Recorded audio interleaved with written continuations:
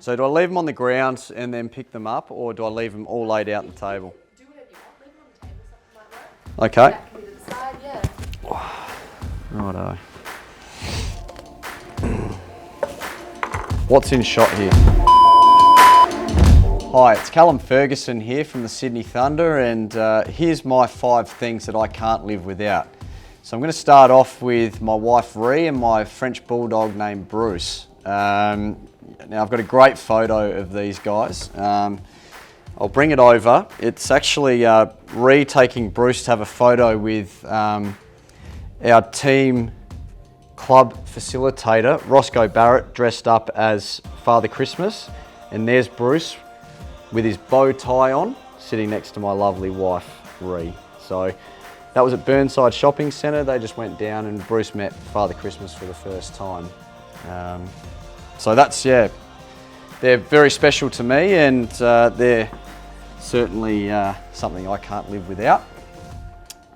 Now moving on to number 2.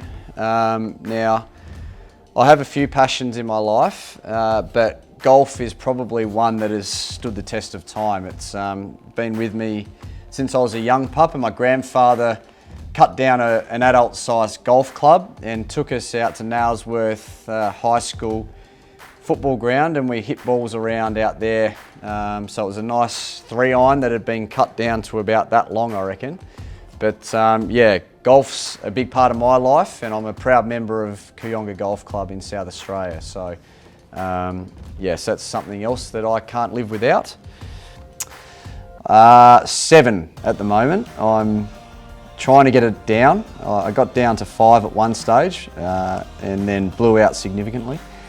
Had a rough patch there, but down to 7 at the moment. So hopefully try and get that down during the Big Bash as well. If you were to take on one Thunder player in a round of golf, who do you feel would be a good competition? A good competition, or someone I'd absolutely flog? Let's go both ways. Okay, so I reckon Chris Green is a very good golfer. He'd be really tough competition. Chris Tremaine's been hitting more golf balls than any amateur in history over the last month or so, he says, so I'm not sure I'd want to take him on just at the minute. I've played nowhere near as much as him. The next one is actually my mobile phone. It helps me stay connected to family, friends, and basically the world. I get a lot of my news via my phone. If I can't find a newspaper, I find it online, so on my phone.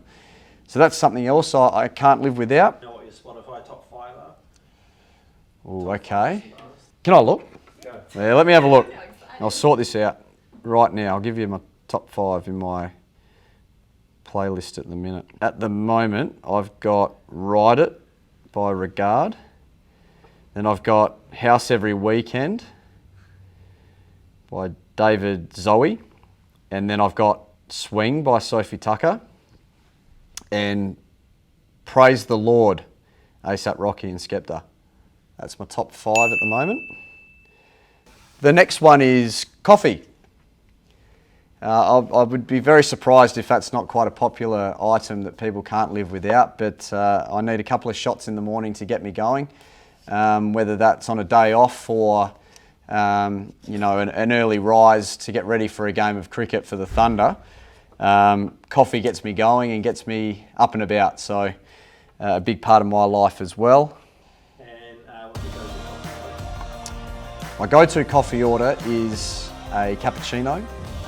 Normally I'll have a small double shot in the morning, but if I'm not having breakfast, then I'll go for a regular size double shot. So I'll just get 1 extra shot in the regular size. Just a little bit of extra milk keeps me going through the morning.